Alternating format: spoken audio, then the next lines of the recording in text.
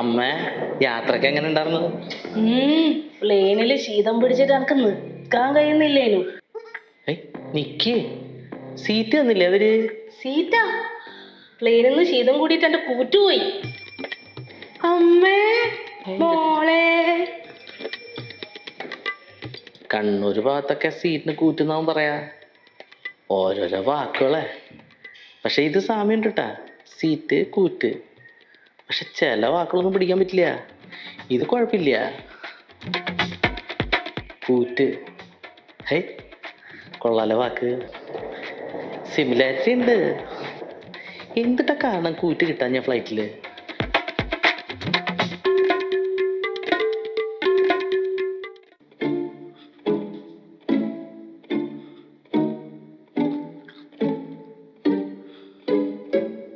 അമ്മേ,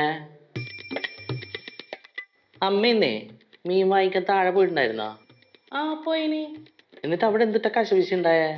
കാശവിഷയൊന്നും ഉണ്ടായിട്ടില്ല. മുള്ളൻ ഉണ്ടേനു, പിന്നെ മാന്ത ഉണ്ടേനു, പുയ്യാപ്പിളക്കറ്റില ഉണ്ടായിന്, മത്തി ഉണ്ടേനു. അമ്മ ഈ കശവിശാന്ന് പറഞ്ഞ മീനിന്റെ പേരല്ല. എന്തെങ്കിലും ചൊറയുണ്ടായിനോന്നാ ചോദിക്കുന്നത്. എന്തെങ്കിലും ചൊറയുണ്ടായിനാടാ?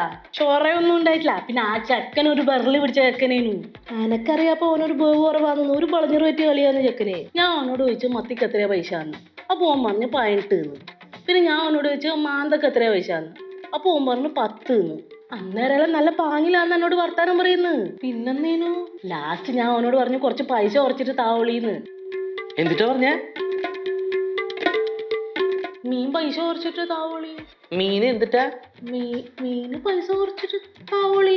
അമ്മ ആര്യ ഈ പറഞ്ഞ സാധനം വിളിച്ചെന്നറിയോ? ദിനേശ് ചേട്ടാ, വിളിച്ചല്ല പറഞ്ഞാന്ന്. നല്ലുണ്ട്.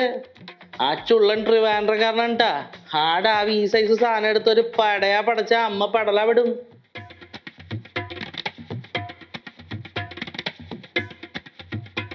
മോനെന്നാ പദ്യല്ലേ?